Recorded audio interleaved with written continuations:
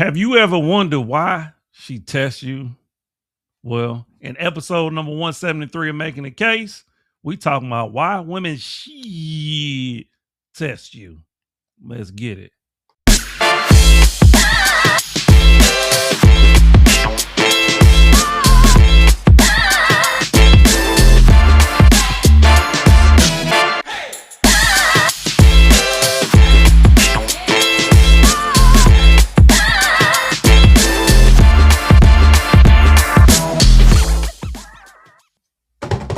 Hey, welcome back to another episode of Making a Case, episode number 173.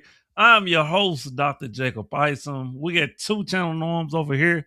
One, we attack points and not people, and then two, we don't do all the cussing derogatory stuff because we like to keep it professional over here. And speaking of, right, of course, in my title, or in this video, we talking about tests, okay? We're just moving forward. Gonna say test because I don't want to keep on having to say she. Okay, I said he is that right, but we are a family channel and professional over here, so we're not gonna actually say the word, even though, of course, I know I'm grown. Of course, I know it's YouTube. Okay, but we got standards, and I abide by them. Okay, but today's episode, we're talking about tests that women typically, put guys through, just to see, how serious they are and, how real they are and what they're about and things of that nature, right? Now, on different levels, right? Women, have different little tests that they'll put a man through, right? I remember my first test that a woman put me through. Well, a teenage girl put me through when I was like 16 years old, right? And of course I failed, right? Miserably, right? But I still thought it was messed up. It was like, how you gonna do me like? And it was an elaborate test, right? To test my loyalty or whether or not I was faithful or not. Now, as a 16-year-old boy, do you really think that I was really thinking about being faithful? Like, anyway, that's a whole nother story, right? But women will often do that. It could be loyalty tests. It can be, tests on, your character, right? Tests on whether or not you're gonna do what you say you're gonna do. So there's many different levels to it, right? And of course, some are small and some are kind of grand in stature, right? And depending on how manipulative it really is, will depend on whether or not you should stay or you should go, right? But to be honest with you, someone testing you shouldn't be a priority or a goal, right? If you're not in school, you shouldn't be taking tests. So if I were you, I would focus on communication. And of course, I'm talking to you ladies because that is what the video topic is about, right? I would focus more so on communication and building a foundation off of functional problem solving, communications versus trying to test somebody without their knowledge to see whether or not they're gonna pass or fail, right? Because it's really kind of childish. Anywho, we're gonna get into a video that I have for you. They're gonna talk about the different tests that women put men through. So without further ado, let's go ahead and jump into the video.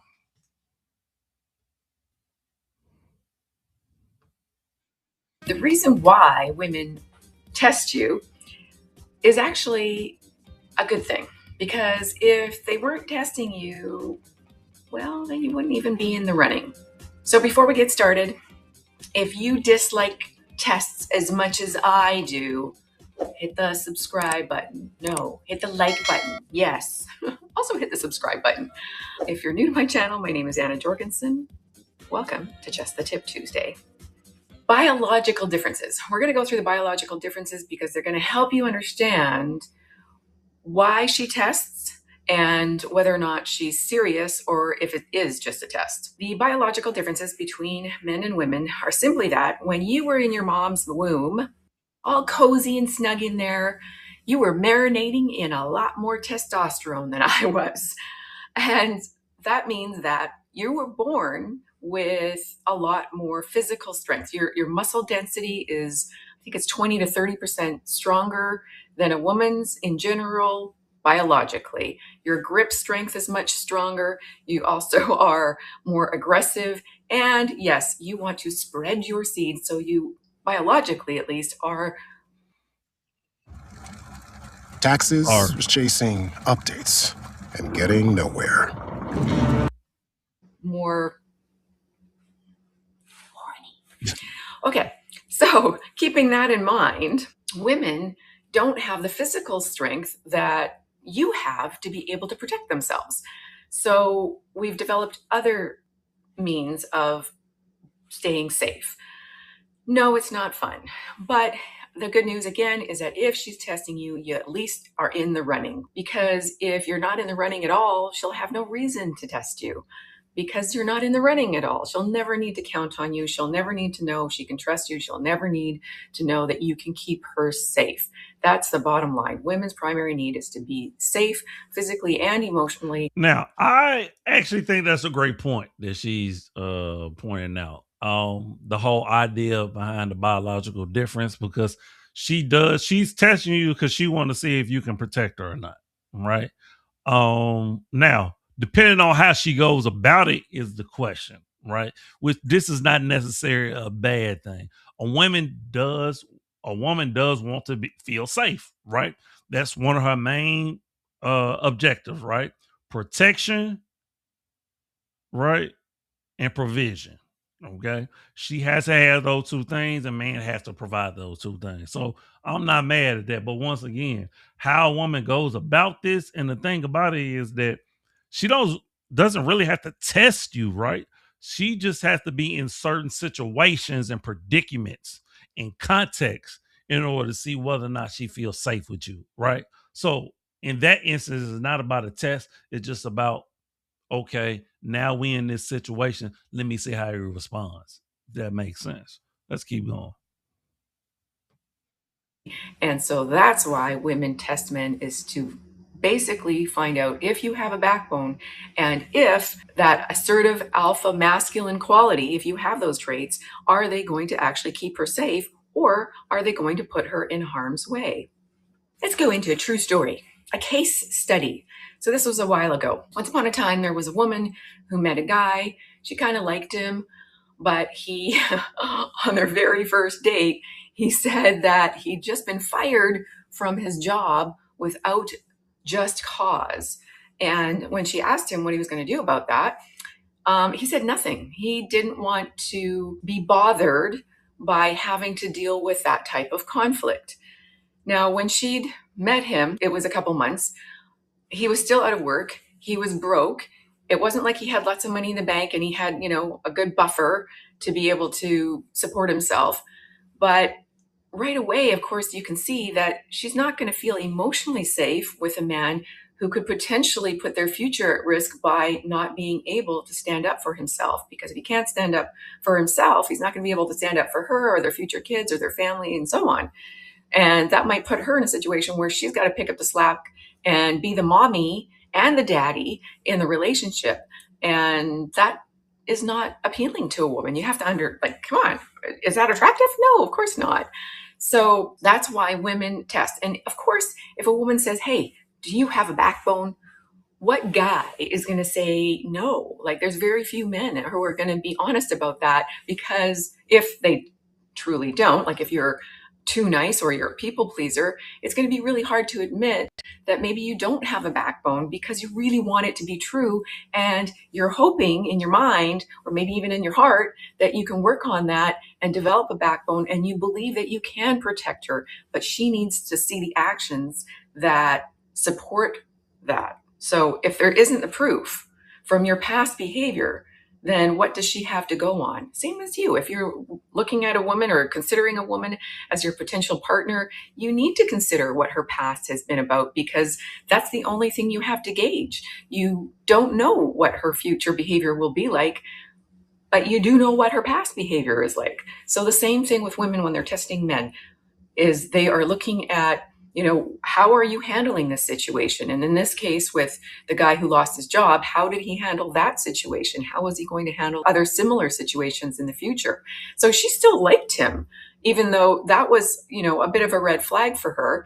But because she liked him, she actually tested him. And the reason why was because she was starting with a failed test already. Like, he had already proven that he wasn't willing to stand up for himself. And, well, first of all, that's actually not a test because that was his real life. Right? I mean, he went through that before he even met her, or that was something he was going through. That wasn't something that she put him through. Now, and to judge him off of that, I think is irresponsible to me to judge him off the fact that just because he said he was fired for just cause it, he didn't go. Why would I want to go to a job that fired me for just cause? Why wouldn't I just move on and give me another job? Right. See, part of this is how different a man and a woman thinks, right? She's thinking that go fight for your job. You ain't got no backbone. No, quite the contrast. Guess what? I wouldn't have go fight for no job that fired me either, right? I'm gonna move on. No different than if it was a relationship between a man and a woman and you broke up with me, what I feel like for not a good reason, what I'm gonna do? Keep on begging you back? Now, a woman would say yes, fight for the woman you love. But once again, that show you how different a man and a woman think. So I don't agree with this whole idea. And this is where women a lot of times get themselves in trouble, right? They overthink things and they thinking about it from a woman's point of view instead of thinking about how a man would think about it. All right, let's keep going. I don't know how much we're gonna watch this, but and to go for what he's entitled to and deserves. So when she tests him, it's an opportunity for him to prove that he has a backbone. And if you come out of the gate strong without, any showing any weaknesses, then she won't have to test you unless she's emotionally damaged and she likes the drama or she doesn't trust herself. Repeat, or she doesn't trust herself because of bad decisions she's made in the past. So that doesn't mean you still don't handle it properly. And what I mean by properly is effectively, so that she won't test you more, or you'll filter her out if she is damaged goods. But all healthy women will test you a little bit in the beginning if she sees signs of weakness, which can only be shown by you displaying them. Unfortunately, with this guy, everything she said, he agreed to. If she changed her mind, he changed his mind. He never made any suggestions about things to do, always let her lead. He was like a child in a way. And, as I've said in some of my other videos, if a woman goes into mother mode, that maternal mode is not arousal mode. She can't be attracted to you when she feels like she's the one who's taking care of you and or the relationship.